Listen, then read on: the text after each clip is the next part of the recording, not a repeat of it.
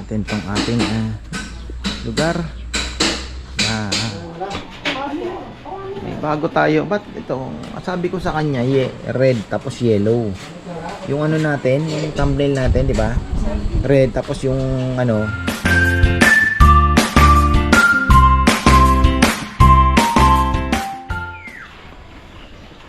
Ayan, bakbakan tayo sa lechona. 12.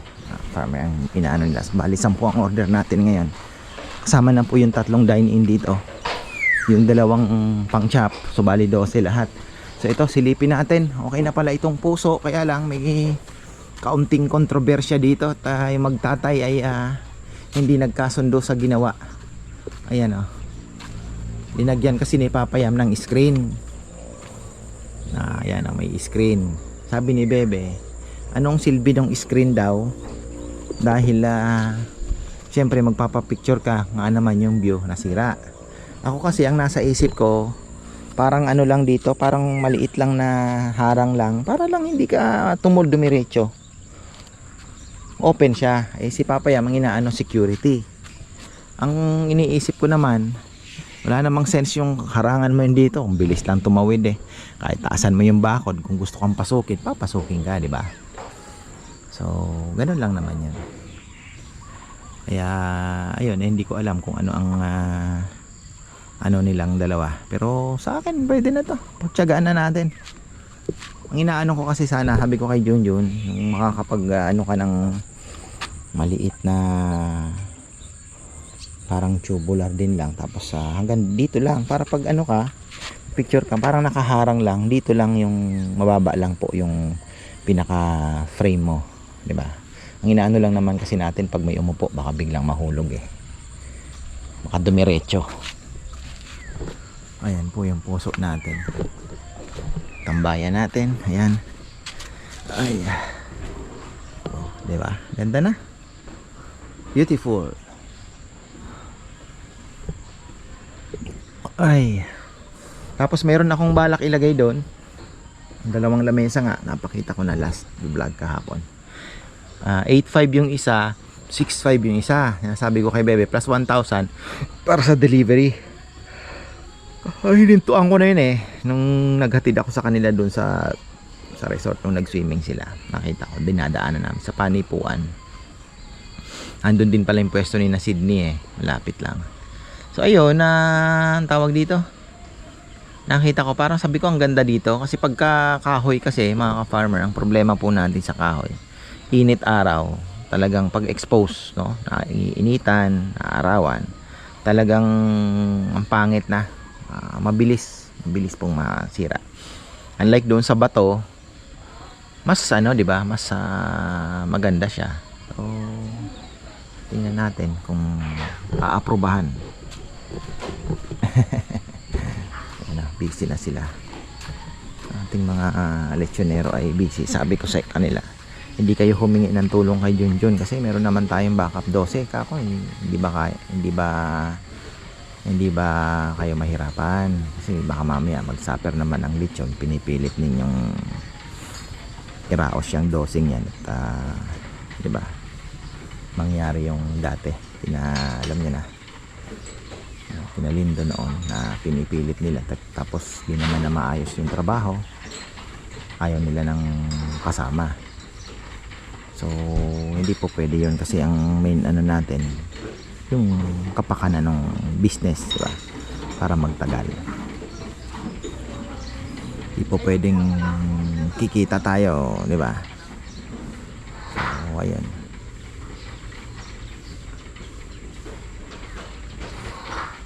importante yung quality, kasi maganda yung baboy kung bara-bara ang pagluluto, wala din. So ayan po mga ka-farmer ang ating ngayon.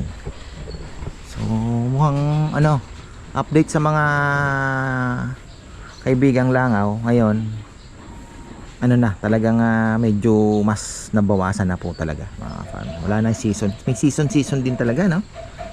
Ngayon naman yung mga poultry ay tahimik ngayon at yung isang last week medyo dumadami sa bahay. Sabi ko, ito poultry to nakakarating, Pero after ilang days nawala din. Sabi ko nakokontrol pa rin naman nila, hindi kagaya dati talagang dire-diretso talagang buong bayan ng Arayat.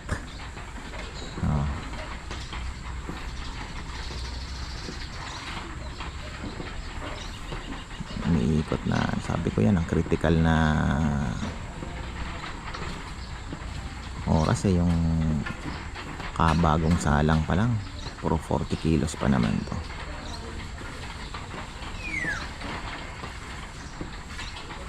Hindi na umiikot yung baboy niya.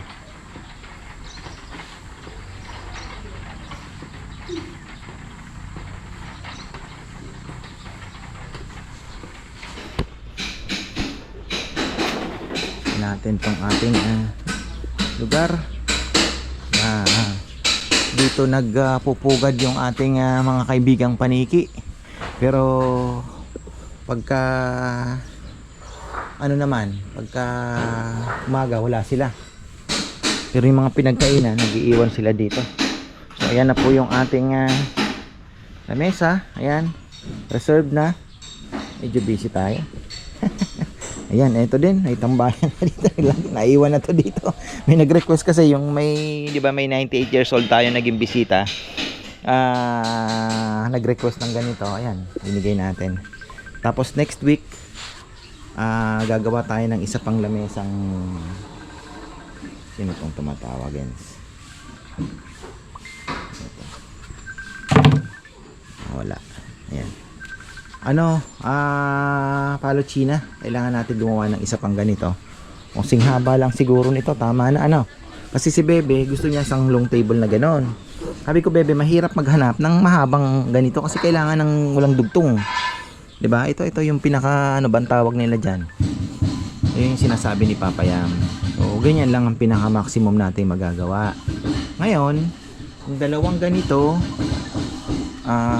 pwede na kasi yung duyan naman na andito tamang-tama lang, hindi naman siya so ganito na lang po ang dalawang sukat na ganito.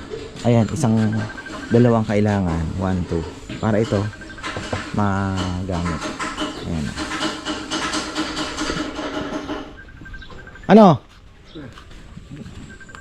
Kumusta? Ka man lang ngayon? Wala? Zero. Ayan yung ating yan, malinis na rin.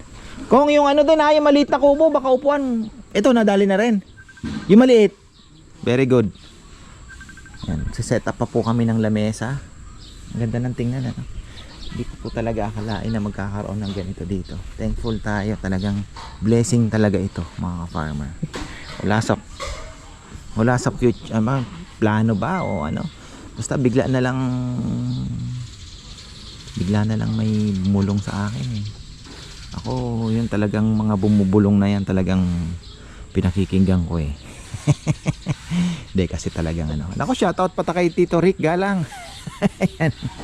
Sabi niya, tanggalin mo. Ayan, huwag kayo mag-alala dito talagang. Alam niya na. Busy. So, yung dalawa kasing lechonero, sana pag walang lechon, huhugutin ko. Para maka-extra pa sila. Ito, linisin nila yung paligid nila. Bisita na yata tayo. So, ayun. Parang siguro napapagod din. Lalo na ngayon, December season, parang ina-anticipate na rin po nila yung pinakapahinga po nila pagka diba? So, okay lang naman. So, yun na nga.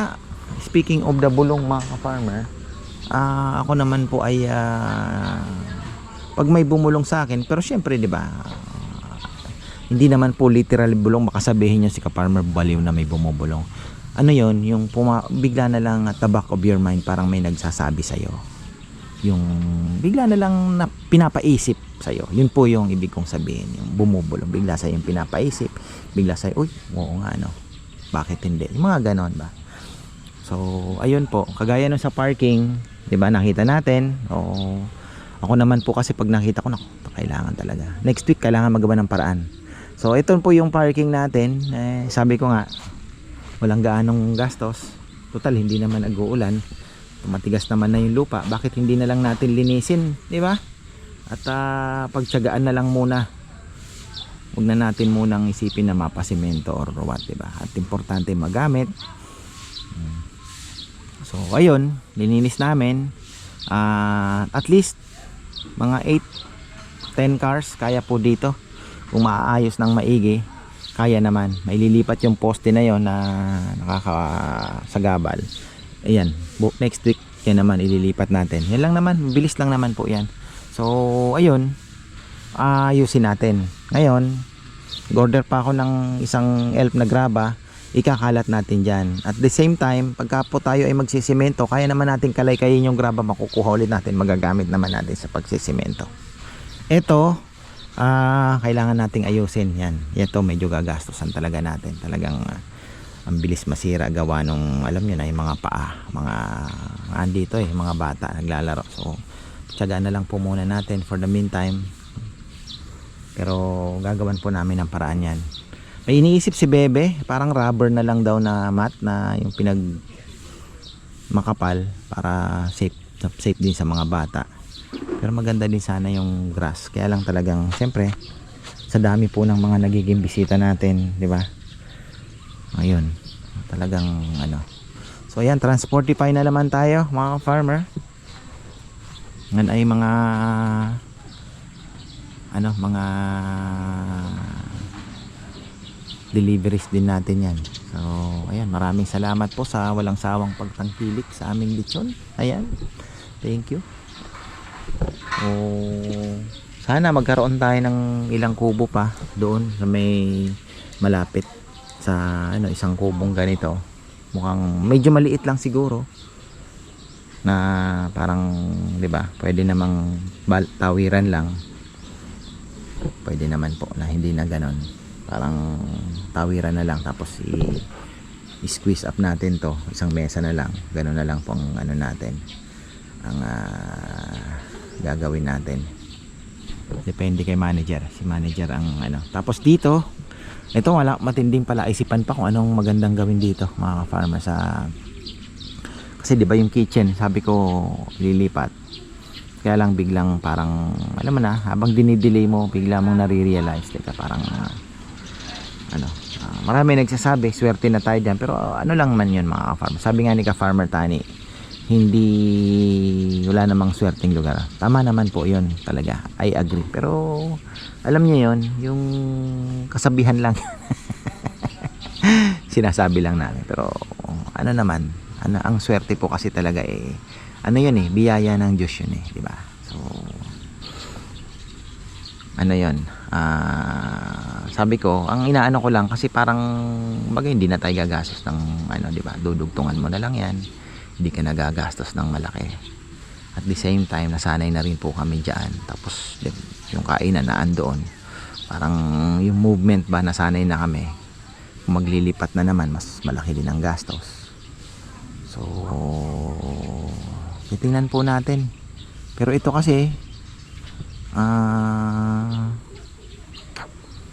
ganda kasi dito, pwede nating i-develop pa itong lugar na to, na yung plano ko dito na maglagay ng maliit na, alam niyo na, parang attraction pa. Kaya siguro i-maximize lang natin yung pero pwede tayo maglagay pa ng 2 kubo dyan, 3, mga 3 or 4 na maliliit, tapos ayusin natin, diba? Kaya lang lalapit kina Rambo, so pwede naman natin bakuran na lang sina Rambo para at least may privacy din po sila. And then diba, tingnan natin kung ano ang pwedeng gawin. Tamang kwentuhan lang tayo ngayon kasi sayang naman. Ayan tingnan natin ang almusal. Ayan na, eto na, deliver. Regular natin ito regular natin to. Ayan, saan kaya ito? Hindi ko na rin alam kasi si Bebe na ang nag-aano. Ayan. Talagang regular ka na Saan to, Bebe? Sa Tarlac lang. Tarlac yan, Tarlac. Yung kanina sa... So available na naman ang ating suhang Davao. Ako, mabibigat malaman to. Ayan, may presyo na po yan, tinimbang na.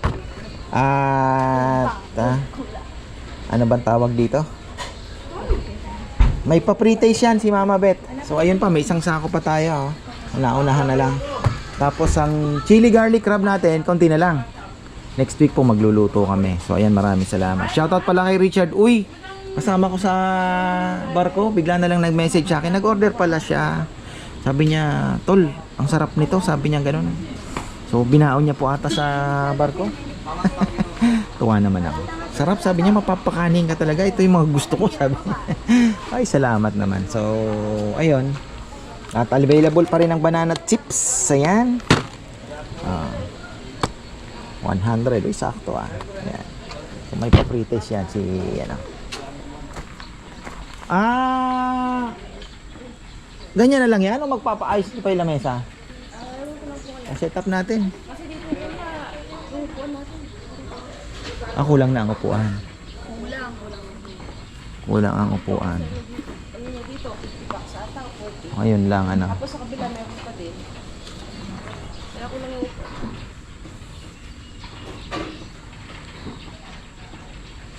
Wala din pala na. Pero pagka busy, si Bebe nag-order na rin ng ratan plates. Wala, mahal pa. Pipino. Wala din, kahit sa palengke. Ang hirap pong maghanap ng pipino ngayon. Dahil na ano talaga ng ulan. Tawag dito. So yung, wala pa, wala. Wala akong magilap sa palengke. Ratan plates. So medyo nagdadagdag po kami sila ng soup, bowls. Nagdagdag na rin si Bebe. At ano pa bang mga, syempre na-anticipate na natin yung mga problems. Mga magiging aberya. So ayun po. Tao, ayan, kulang tayo sa tao. Si Dexter, ewan ko, ayaw na atang, ewan ko sa batang iyon. So ayun, ayaw ko naman pong pilitin at baala siya. Kung gusto niya, di pwede siyang, di ba? Wala namang problema, sabi ko nga. Rambo, visitatore.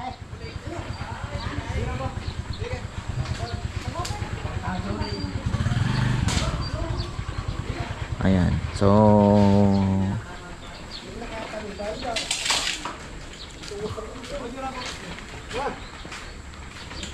ano daw?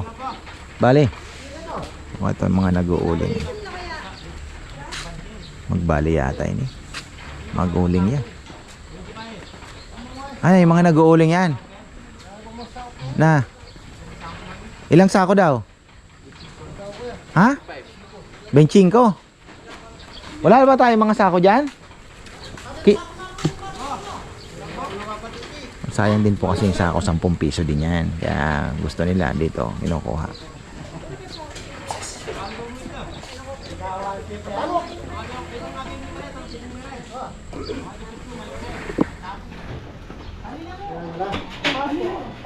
Bago tayo, ba't ito? Sabi ko sa kanya, red tapos yellow. Yung ano natin, yung thumbnail natin, di ba? Red tapos yung ano, yellow. Oh, maganda. So ayan oh, ulo, paa, 750 lang po yan. Sa live ko. Available. Tapos ayan na, kain na tayo. Nako, favorite na naman pala ni Kongkong. Kaya nauna na namang sumandok. Nagano ko yan. Ha? Yung body ko.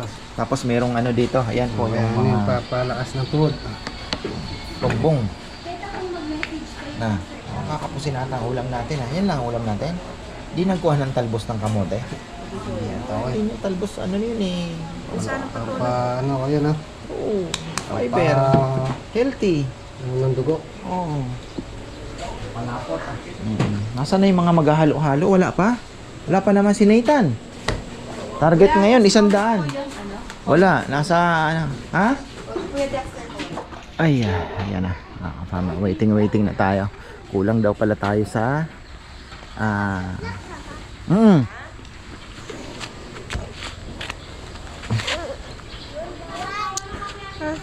kulang pala tayo sa mga upuan na monoblock. Ayan. Oh, ito na. Oh, dami. Ito yun. Kulang po, kinapos kami sa ulam. Sabi ko kasi dapat itlog pala, wala, hindi ako nakapag sila nabigyan na itlog. Ay.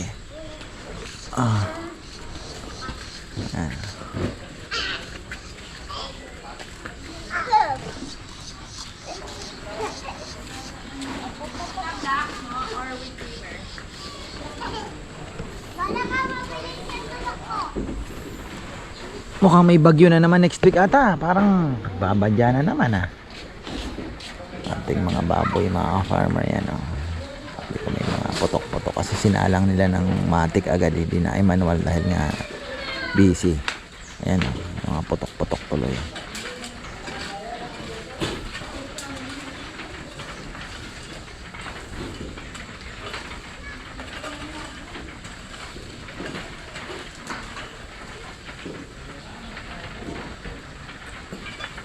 Ano oras sinalang yung yung isa?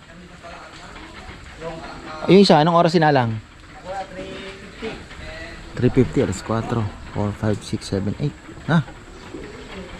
5, 6, 7, 8. Apat na oras. 4:30.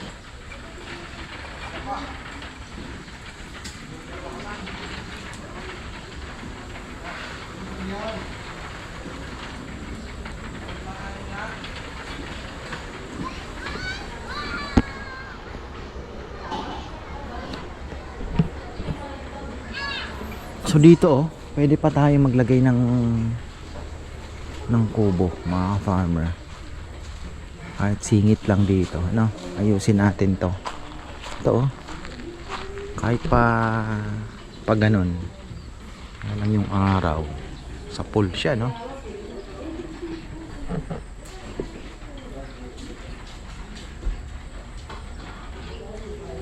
Pwede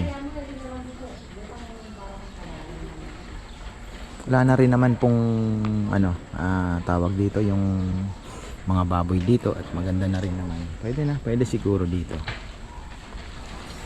Maghahanap pa tayo ng pwedeng masingitan na mapaglalagyan po ng kubo na malapit lang. Pwede dito, pwede din Kaya lang tatamaan si Bignay. Ayoko naman pong mag-sacrifice.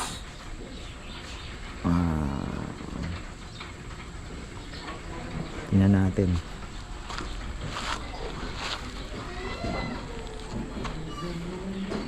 Tapos yan, pag natambakan ng lupa, yan po ay papalagyan ko ng mga lemongrass, pa ilan-ilan. Ayan. Dito natin padadaanin yung tubig. Ito pa, isa sa mga isisingit din namin kasi hindi pa po tapos to Kailangan namin maayos to. Talaga, pangit tingnan, di ba? Hindi pa po talaga. So, tingnan natin kung napapaunti-unti itong magpatambak tayo ng isang tambak pa dito. Patag natin.